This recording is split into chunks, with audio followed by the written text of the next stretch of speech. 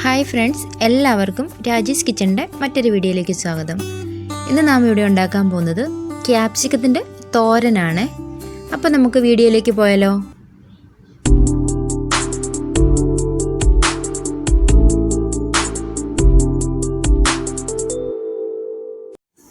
അപ്പോൾ നമുക്ക് ക്യാപ്സിക്കം തോരൻ വെക്കാൻ വേണ്ടി അതിൻ്റെ ഉള്ളിലെ കുരുവൊക്കെ കളഞ്ഞതിന് ശേഷം സാധാ തോരൻ വെക്കാൻ അരിയുന്ന പോലെ വളരെ ചെറുതായിട്ട് നമുക്ക് കൊത്തി അരിയാം. കൂടെ ഒരു സവാള കൂടി ഞാൻ എടുത്തിട്ടുണ്ട്. അതിനുശേഷം ഒരു പാൻ എടുത്ത് എണ്ണ ഒഴിച്ചു.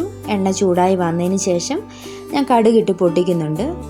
അധികം ഇൻഗ്രീഡിയൻസ് ഒന്നും തന്നെ ഞാൻ ഇതിൽ ചേർക്കുന്നില്ല. പച്ചമുളകോ അങ്ങനെയുള്ള ഒന്നുമില്ല.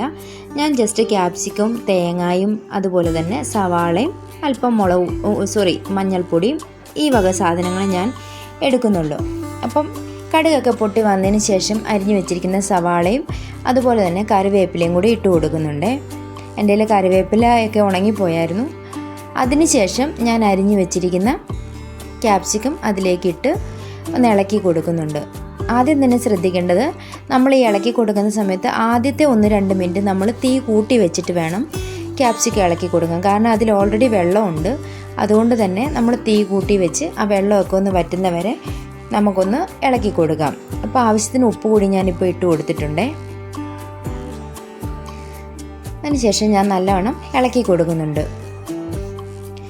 ക്യാപ്സിക്കം ഒന്ന് വാടി വന്ന സമയത്ത് ഞാൻ തേങ്ങ കൂടി ചേർത്ത് കൊടുക്കുന്നുണ്ട്. അതിനുശേഷം നമുക്കൊന്ന് ഇളക്കി കൊടുക്കാം.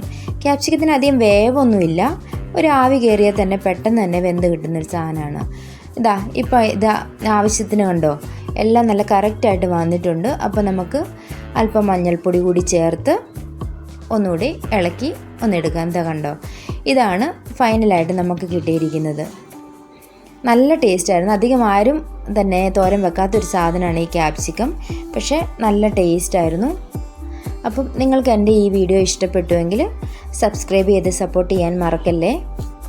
അപ്പോൾ മറ്റൊരു വീഡിയോ ആയിട്ട് വരുമ്പോഴേക്കും thanks for watching. Bye bye.